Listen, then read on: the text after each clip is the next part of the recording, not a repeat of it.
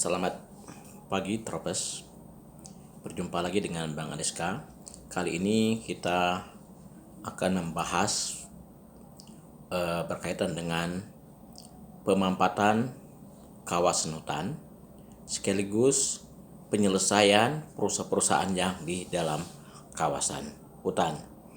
Perlu diketahui baru-baru ini Komisi 4 DPR RI melakukan rapat dengar pendapat dengan Kementerian Lingkungan Hidup dan Kehutanan. Tema bahasannya yaitu berkaitan dengan bagaimana penyelesaian kasus-kasus perambahan yang dilakukan baik oleh secara individu masyarakat maupun secara corporate. Yang perlu diketahui data terakhir menyebutkan ada sekitar 3,7 juta hektar kawasan hutan diperuntukkan untuk non kehutanan. Sebagian besar disebutkan adalah perkebunan kelapa sawit. Ini persoalan kalau dikatakan sudah kusut banget. Persoalan ini sudah berlarut-larut dan tidak tegas bagaimana mekanisme penyelesaiannya. Berkaitan dengan itulah Komisi 4 yang membidangi masalah lingkungan hidup kehutanan, pertanian, perikanan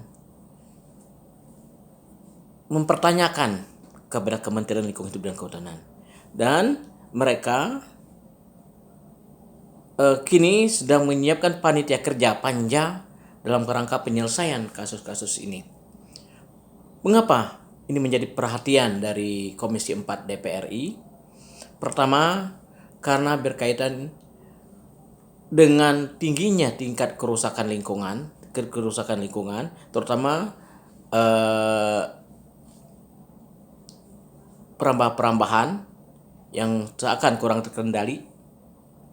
Kedua, bahwa perusahaan atau corporate yang ada di dalam kawasan ini adalah sumber pendapatan negara bukan pajak, PNBP. Pemerintah memang sudah berupaya untuk menyelesaikan beberapa usaha-usaha ini. Seperti misalnya menerbitkan PP 61 kalau nggak salah, lalu kemudian dilanjutkan dengan PP nomor berapa lagi, saya lupa pasti. Itu dikatakan sebagai perusahaan atau pemanfaatan kawasan hutan untuk perkebunan sawit disebutkan sebagai keterlanjuran. Nah, karena itu di sini artinya patut diduga, istilahnya kan gitu ya. Patut diduga ada pihak-pihak yang terkesan sudah melakukan pelanggaran karena membabat hutan, kasarnya begitu, memanfaatkan hutan tanpa izin untuk kegiatan lain non kehutanan yang sebagian besar dari perkebunan sawit, itu berupaya dengan kebijakan yang dibuat pemerintah mau memutihkan kasus tersebut. Ini yang menjadi pokok pangkalnya. Karena itu, untuk mencari tahu sejauh mana indikasi itu, Komisi 4 mengundang Kementerian Lingkungan Hidup dan Kehutanan, dan hal ini Sekjen LHK Pak Bambang Hendroyono untuk minta penjelasan langkah-langkah yang sudah dilakukan pemerintah dalam kerangka menyelesaikan kasus-kasus dalam kawasan hutan. Ini perlu diketahui, pemerintah sudah membuat suatu kebijakan yang luar biasa bahwa upaya penyelesaian ini kini sudah ada titik terang dengan diundangkannya Undang-Undang Cipta Karya, Cipta Kerja ya, bahwa di dalam itu ada 2 pasal yang akan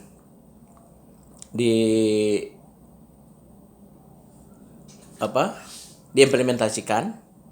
Pertama pasal 110A. Pasal 110A ini bila perusahaan perkebunan yang di dalam kawasan itu sudah memiliki izin ya, sudah memiliki izin namun belum ada izin dari Kementerian Lingkungan Kehutanan.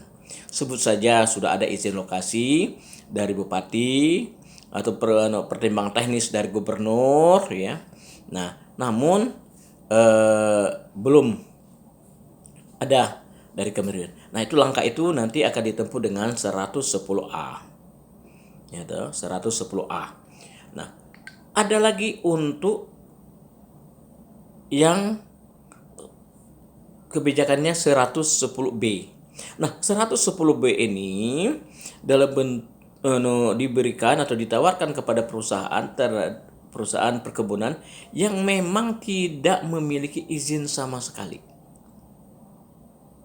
Ya. 110A tadi itu akan muaranya kan ke hilirnya itu nanti adalah kalau memang betul-betul itu memenuhi syarat ya, memenuhi syarat memang betul pada awalnya mungkin disebutkan di dalam ada perda daerah ya, peraturan daerah mengatakan itu memang di lokasi areal penggunaan lain ya, atau memang di lahan kawasan produksi yang dapat konversi ya, itu ada kemungkinan besar bisa dilepaskan menjadi AVL ya. Atau jauh sebelumnya sudah berupa APL karena ada perubahan status kawasan, maka itu masuk dari bagian perubahan dimasukkan sebagai kawasan baru. Nah, itu bisa maka bisa menjadi bahan dasar. Hanya itu memang harus dipahami betul. Yang kedua berkaitan dengan 110B tadi. 110B ini bila perusahaan perkebunan itu memang tidak memiliki izin sama sekali. Tidak memiliki izin sama sekali di dalam kawasan. Ya. Nah, ini mereka akan diberikan fasilitas atau kemudahan oleh Undang-Undang Cipta Karya ini untuk membayar denda. Ya, sanksinya berupa denda, belum sanksi pidana. Pada awal sebelum OJK bisa menjadi sanksi pidana, tapi dengan keluarnya Undang-Undang CK itu maka itu sanksinya adalah sanksi administratif. Mereka diwajibkan untuk membayar denda yang konon per hektarnya dalam kisaran 11 sampai 14 juta. Hanya memang kebijakan nilai denda ini sampai saat ini belum tegas karena belum ada dasar hukum yang mengatur besaran itu, sehingga membuat banyak perusahaan-perusahaan perkebunan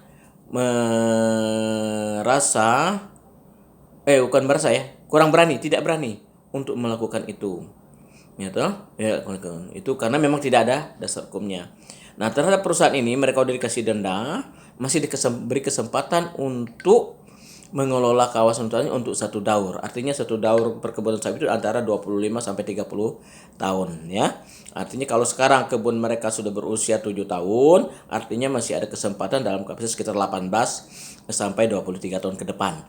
Nah, itu kemudahan yang diberikan ke pemerintah.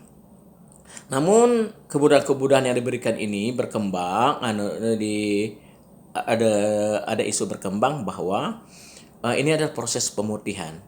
Tapi oleh